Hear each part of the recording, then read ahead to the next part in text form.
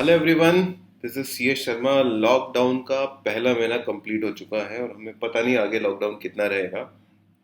तो आप सबकी मदद करने के लिए जो बच्चे जेई एडवांस देने वाले हैं, जेई मेंस देने वाले हैं, उनके लिए मैं कंटिन्यूसली कुछ ना कुछ बना रहा हूँ। लेकिन पिछले 2 दिनों से ब्रेक लगा हुआ था because I was busy in recording my lectures for the students which are enrolled in our institute. तो अब मैं थोड़ा सा फ्री हूँ। टुडे इज सैटरडे नाइट और मैं आज आपके लिए कुछ क्वेश्चंस लेकर के आया हूँ ताकि आज रात को आप उनको ट्राई कर सकें और उनसे कुछ सीख सकें। तो बच्चों चलते हैं हम लोग आगे। जो क्वेश्चंस मैं आपके लिए लेकर के आया हूँ वो क्वेश्चन बेसिकली एक बहुत अच्छी किताब से है और उस किताब का नाम है एस एस क्रोटो। तो एस एस क्रोटो से कुछ क्वेश्चंस हम करते हैं। So we are starting with this question which is a very classical question, fantastic question. सबसे पहले मैं आपको स्क्रीन पे दिखाता हूँ, आप उसको आराम से पढ़ सकते हैं। थोड़ा छोटा करना पड़ेगा क्योंकि स्क्रीन छोटी है अपनी।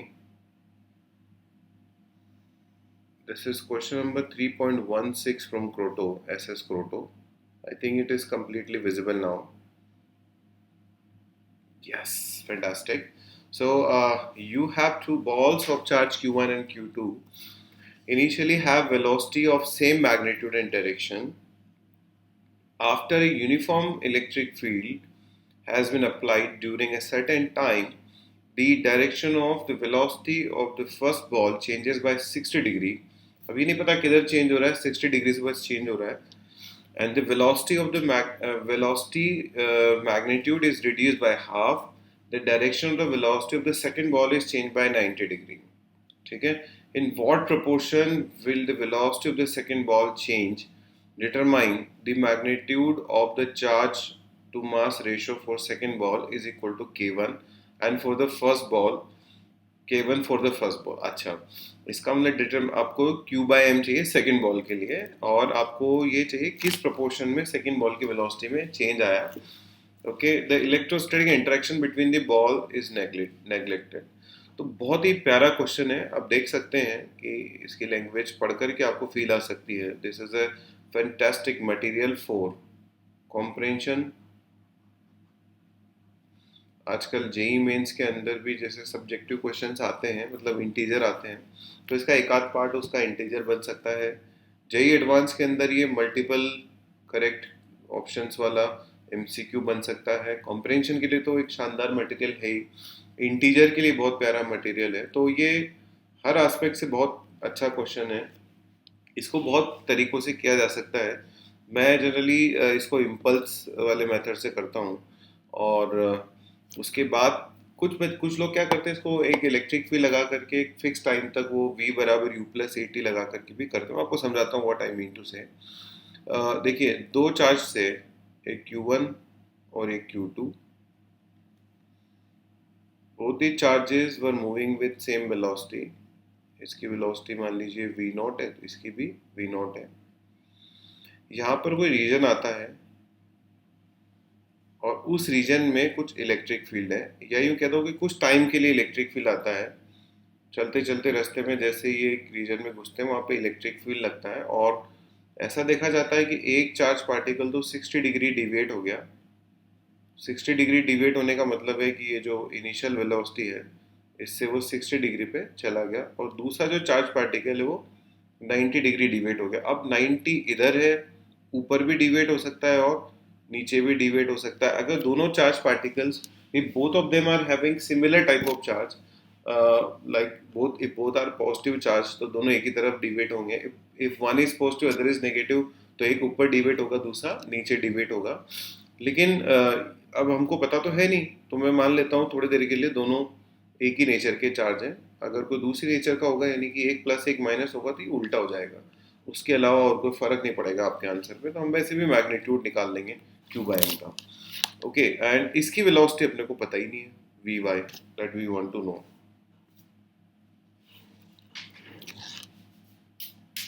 हाँ, तो सबसे पहले तो देखो बच्चों, इसको देख के एक बात तो समझ में आ रही है कि इसमें x डायरेक्शन में भी वेलोसिटी में चेंज आ रहा है और y में भी आ रहा है। इनफैक्ट देखा जाए तो इसकी x वाली वेलोसिटी खत्म ही हो गई।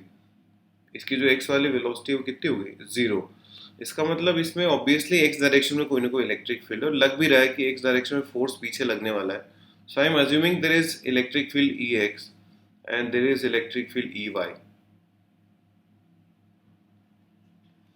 ओके, हाँ, अगर इसके पास एक इलेक्ट्रिक फील्ड Ex और एक इलेक्ट्रिक फील्ड Ey है, अब मैंने क्या किया है, ये मान लिया है कि दोनों जो चार्ज पार्टिकल्स हैं वो मेरे एक्स वाई प्लेन में ही चल रहे हैं बाद में भी, क्योंकि किसी भी एक प्लेन में ही रहेंगे, दोनों रहने वाले एक ही प्लेन में है। तो मैंने जो प्लेन, जिस प्लेन में दोनों का मूवमेंट है पहले और बाद में, उसी प्लेन को एक्स वाई मान लिया है।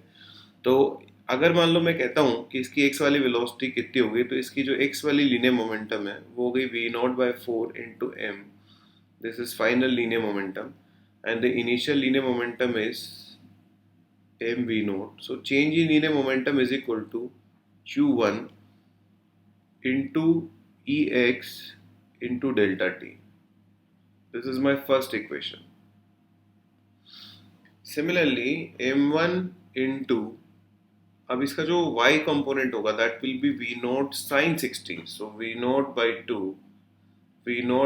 into root 3 by 2, so this will be v naught root 3 by 4 minus 0, because initially there was no linear momentum in y direction, is equal to q1 into Ey into delta t. This is impulse applied by electric force in y direction.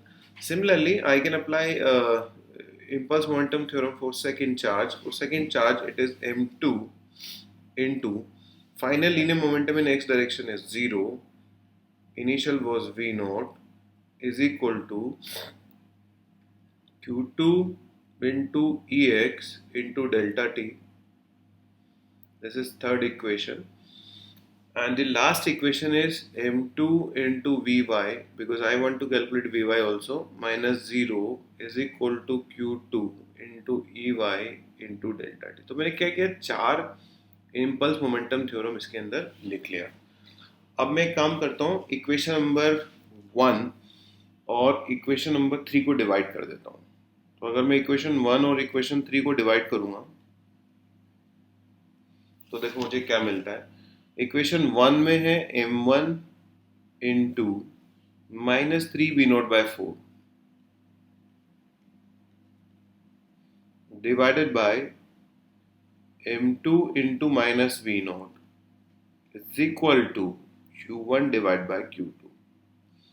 आपको दे रखा है q1 bye m1 is equal to k1, है ना। तो q2 bye m2 आपको चाहिए, तो q2 divided by m2, q2 divide by m2 is equal to 4/3 times k1, because q1 by m1 is given to you, it is k1।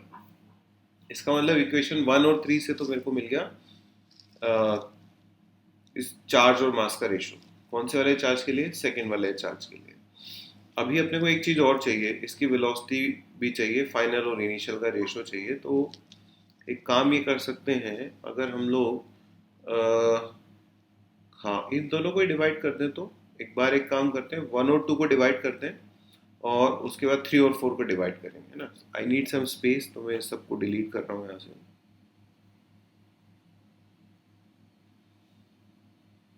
Cut, okay. So 1 divided by 2 will give me 1 divided by 2 will give me ax divided by ey, which will be independent of m1 as well as q1। इसका मतलब charge कोई सा भी हो भी, इसमें को फर्क नहीं पड़ रहा q1 m1 में।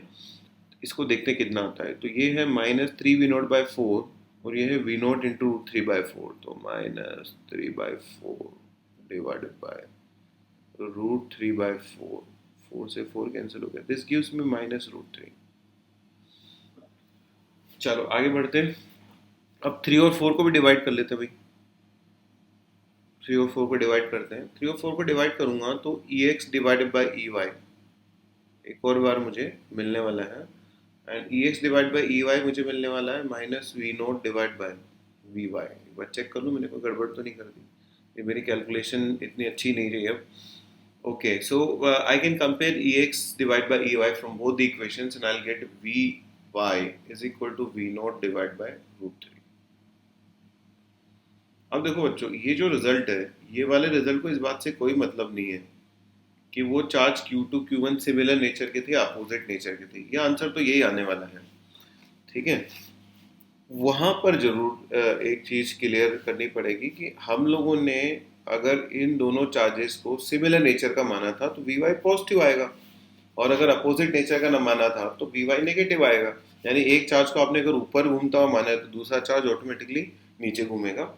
सो इन दिस रिजल्ट इससे तो कोई फर्क नहीं पड़ रहा, क्योंकि अपने को खाली स्पीड का रेशो चाहिए था, 1/√3 आएगा स्पीड का रेशो। लेकिन Q2/m2 का मोड निकालेंगे हम लोग, बिकॉज आई डोंट नो कि वो चार्ज सिमिलर नेचर के थे कि अपोजिट नेचर के थे। तो एक बहुत प्यारा क्वेश्चन है, और ये एस स्क्रोटो बुक का है, जो कि एक बहुत अच्छी किताब मानी जाती है ओलंपियाड्स की तैयारी के लिए। लेकिन जैसा कि हम देख रहे हैं कि इस क्वेश्चन को, क्योंकि बहुत डिफिकल्ट क्वेश्चन नहीं है, आप लोग IIT JEE के क्वेश्चन की तरफ भी आप विजुलाइज कर सकते हैं कि उसमें भी क्वेश्चन आ सकता है। Now next question is again from same book. 3 point, मैंने 2-3 क्वेश्चन आपके लिए चुने, एक क्वेश्चन और ये देखो बच्चों, ये रहा। चलो सबसे पहले तो आपको क्वेश्चन दिखाते हैं। ये शानदार क्वेश्चन है, आपको सुन देख के मजा आएगा। So this fantastic question is basically based on electrostatics and SHM both. Two small identical balls lying on a horizontal plane are connected by a weightless spring. One ball is fixed at point O and the other is free. The balls are charged identically, as a result of which the spring length increases twofold. यानी कि पहले आपने spring से जोड़ा, फिर आपने उसको charge किया, और वो जो है लंबाई उसकी डबल हो गई। Determine the change in frequency of harmonic vibrations of the system.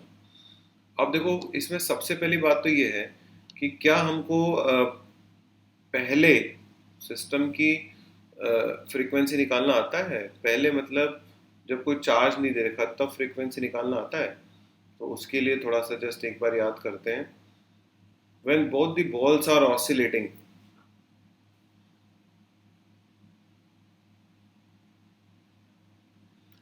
ये जो बॉल्स हैं ये अपने कॉमन सेंटर ऑफ मास के अबाउट ऑसिलेट करती हैं। यानी कि सेंटर ऑफ मास रेस्ट पे होता है, बॉल्स ऐसे ऐसे ऑसिलेट करती है। और जो बॉल्स के SHM का टाइम पीरियड होता है बच्चों, वो होता है 2π√μ/k, where mu is reduced mass,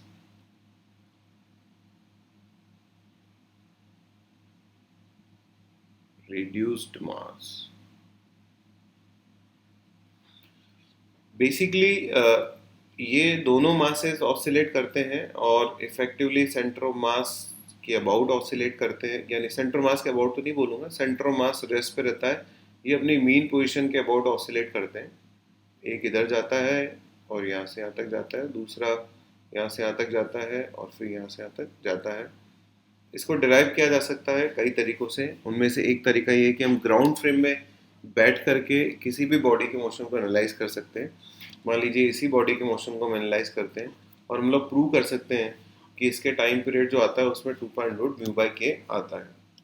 तो मैं काम करता हूँ, पहले इसको प्रूव कर देता हूँ आपके लिए, ताकि आपके मन में अगर कोई कन्फ्यूजन भी रहता है तो वो भी ख़त्म हो जाएगा।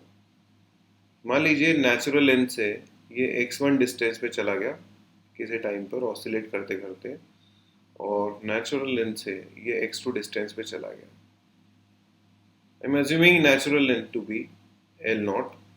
Let me assume that natural length is L0. बहुत प्यारा क्वेश्चन है। अब आप कह सकते हो कि ये जो बॉडी है ये नेचुरल, ये अपनी मेन पोजीशन से लेफ्ट साइड में है, तो लेफ्ट साइड में तो इस पे इधर की तरफ एक फोर्स लग रहा होगा, and that force is k times x1 plus x2, and that should be equal to restoring force, which is m1 into x1 double dot, right.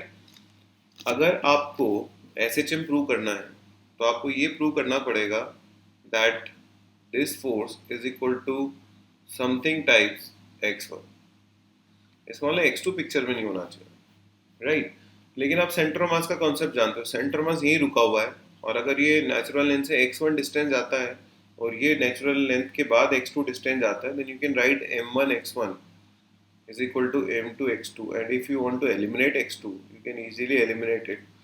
So you will get x1 double dot is equal to k divided by m1 into 1 plus m1 divided by m2 into x1। इसको जब आप solve करोगे तो देखो यहाँ पे क्या बन गया, k divided by mu into x1।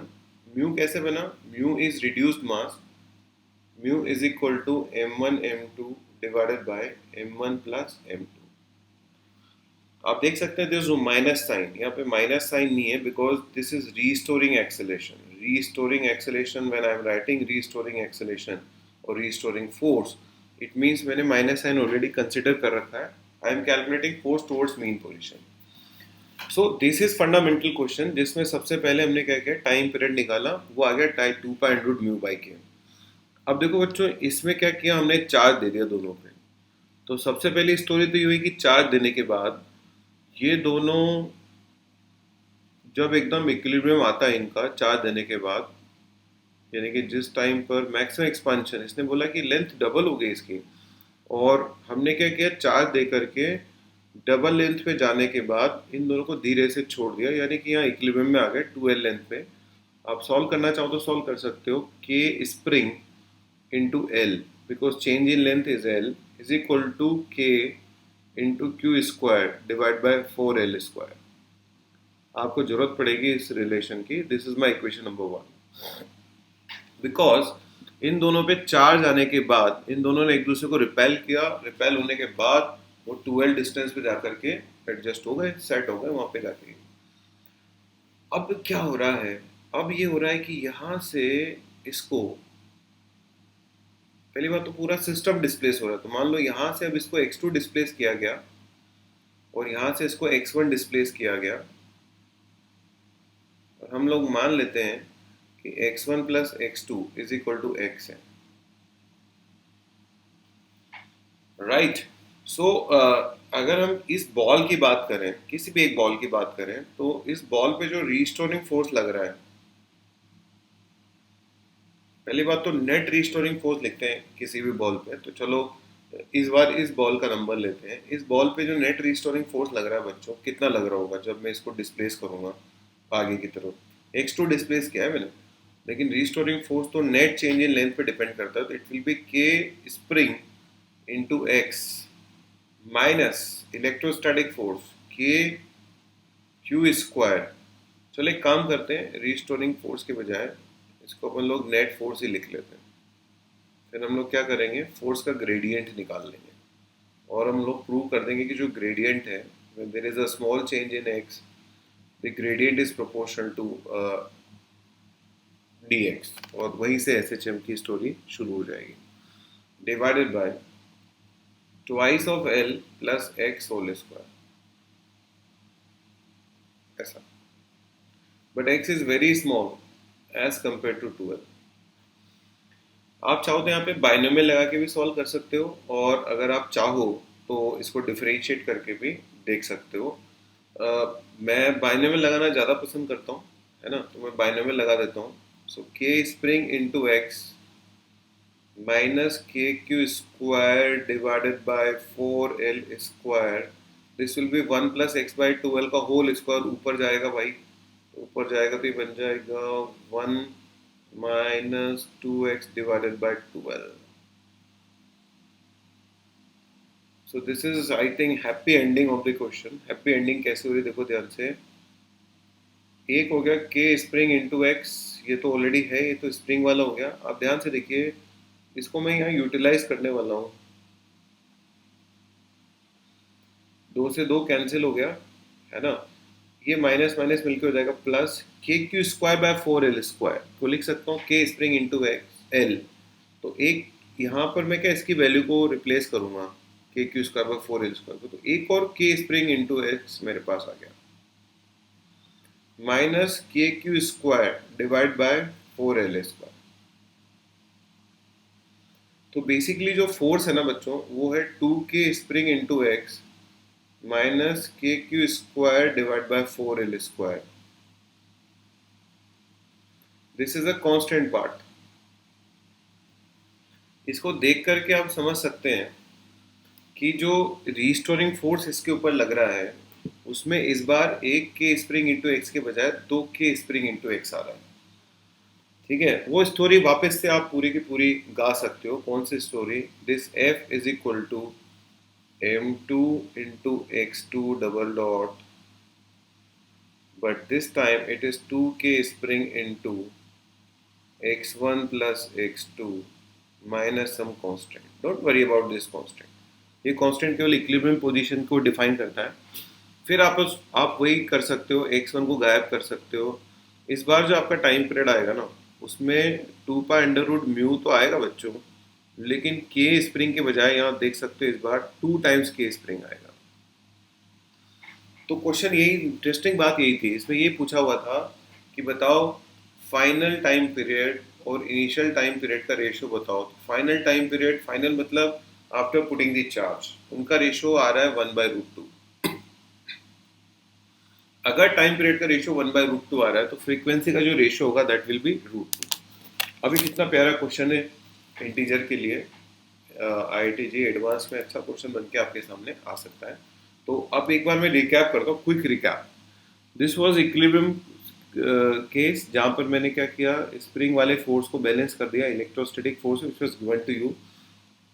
एक मैंने आपको पहले डिराइव करके बता दिया कि when there is no charge, time period 2 pi under mu by k। From this new equilibrium, I displace this body by a distance x2 and this body by distance x1. Again, centre of मास जो है वो ground के respect में rest पे है। इसका मतलब x1 जाएगा, x2 जाएगा। इंटरनल फोर्सेस जो है वो इंटरनल फोर्सेस वो सेंटर ऑफ मास को चला नहीं सकते। सेंटर ऑफ मास क्योंकि रेस्ट पे है, इसका मतलब m1 x1 बराबर m2 x2 अभी भी वैलिड है, उसको कोई रोक नहीं सकता।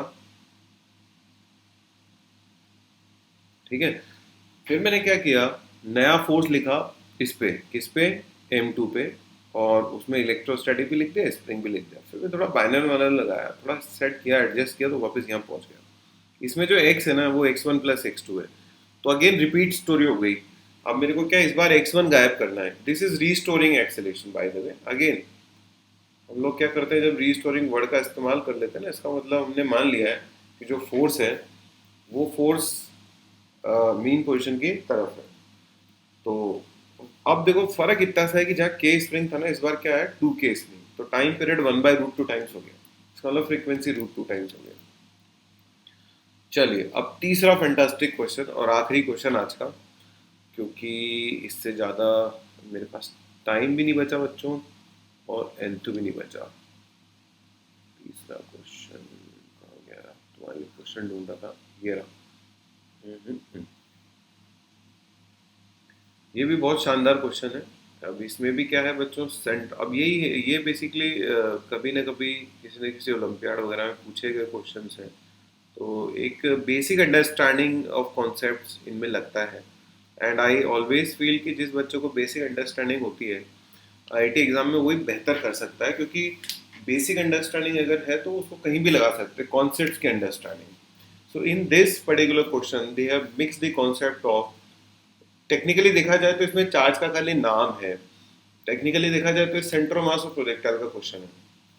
सो you have two small balls which are having same mass and charge are located on the same vertical at height h1 and h2, are thrown in the same direction along the horizontal at the same velocity v. The first ball touches the ground at a distance l from the initial vertical.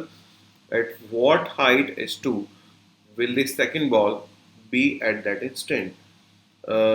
The air drag and the effect of charges induced on the ground should be neglected. अब भाई air drag तो उन्होंने neglect करा दिया, effect induce charge का effect भी neglect करा दिया, लेकिन इनका आपस में जो फोर्स है वो नेग्लिजिबल नहीं है। इसका मतलब जब इनको फेंका जाएगा तो उस टाइम इनके बीच में इलेक्ट्रोस्टैटिक फोर्स तब भी लग रहा होगा, हर समय इलेक्ट्रोस्टैटिक फोर्स लग रहा होगा। तो मैं सबसे पहले तो क्या करता हूँ, आपके लिए सिचुएशन क्रिएट करता हूँ। ये आपका वर्टिकल है, एक सेकेंड थोड़ा इधर बनाते हैं ताकि अपने को सारी जगह मिल जाए। ये आपका वर्टिकल है, कि आपका हॉरिजॉन्टल है। बॉल्स बनाने के लिए हम लोग ज़्यादा इमेज नहीं लगाते। मान लो ये बॉल है, एक बॉल h1 हाइट पे बताई गई है, और जो दूसरी बॉल है ये 0,h1 पे है, और जो दूसरी बॉल है वो 0,h2 पे है। Okay, Okay, so both the balls are thrown with the same velocity.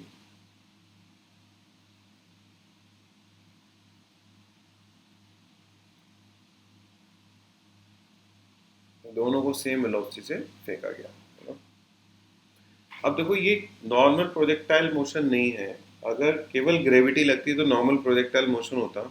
इसमें क्या इन दोनों के बीच में भी फोर्स लग रहा है। इसका मतलब इनकी ट्रेजेक्टरी पता नहीं कैसी होगी, मैं दिमाग में नहीं लगा रहा कैसी होगी, लेकिन इतना पता है कि ये फाइनली एल डिस्टेंस पे गिर जाता है।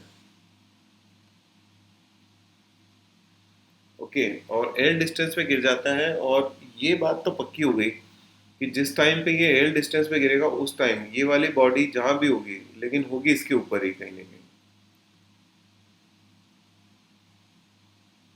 ये डिस्टेंस आपको दे रखी है capital H, and we want to calculate capital H in terms of given parameters. तो ये देखा जाए तो सेंटर ऑफ मास का क्वेश्चन है। इन दोनों के सेंटर ऑफ मास का जो एक्सेलेरेशन है वो है minus g j cap, because जो इंटरनल फोर्सेस वो सेंटर ऑफ मास को एक्सलेट करा नहीं सकते। इसका मतलब इनका जो सेंटर ऑफ मास है जिसकी इनिशियल हाइट पता है अपने को, y c m initial that we know, वो हाइट है h one plus h two divide by two, and centre of mass is getting down, वो नीचे आ रहा है। ठीक है, किसी टाइम पर ये वाली बॉडी जीरो हाइट पे है और वो वाली बॉडी एच हाइट पे है, तो हम किसी टाइम पे सेंटर मास की पोजीशन लिख सकते हैं। सेंटर मास की जो पोजीशन है या displacement of centre mass in y direction, उसको हम लिख सकते हैं initial velocity of centre mass in y direction into time minus half g into time का स्क्वायर। डिस्प्लेसमेंट को लिख सकते हो सेंटर मास की फाइनल पोजीशन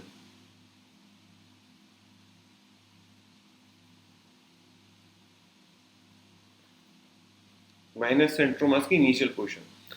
सेंटर मास की फाइनल पोजीशन को कैसे लिख सकते हो, m into h plus m into zero divided by m plus m। और सेंटर मास की इनिशियल पोजीशन कहाँ है भाई, वो है h1 plus h2 divided by 2 is equal to minus half gt square.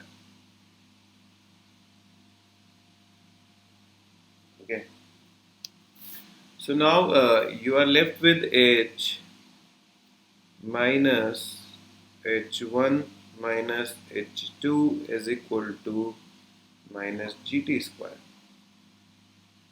आपको तो h चाहिए ना, तो h हो जाएगा h1 plus h2 minus G T square. लेकिन बच्चों टाइम का जुगाड़ हमारे पास है। एक्चुअली जो हॉरिजॉन्टल वाली वेलोसिटी है उसको कोई फर्क नहीं पड़ रहा, क्योंकि एक चार्ज ने दूसरे चार्ज पे जो फोर्स भी लगाया है वो फोर्स असल में वाई डायरेक्शन में लगेगा, क्योंकि हर समय ये सेम वर्टिकल प्लेन में होंगे।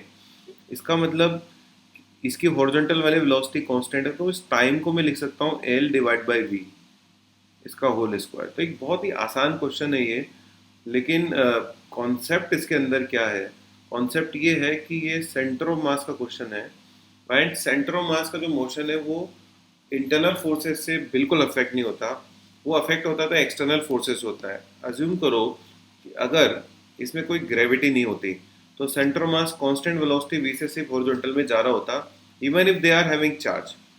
इसका मतलब हो क्या रहा था, सोचो अब एक सिचुएशन के बारे में सोचो कि अगर मान लो दो चार्ज हैं, आपने v वेलोसिटी से इधर फेंक दिया and there is no gravity, दोनों में चार्ज है, दोनों की वेलोसिटी भी है, तो सेंटर ऑफ मास का मोशन जो हो कैसा होगा, सेंटर ऑफ मास कंटिन्यूसली ऐसे जा रहा होगा, लेकिन चार्जेस का क्या होगा, चार्जेस इस तरह से कुछ इस तरह के पाथ पे जाके आगे जाके डाइवर्ज होंगे।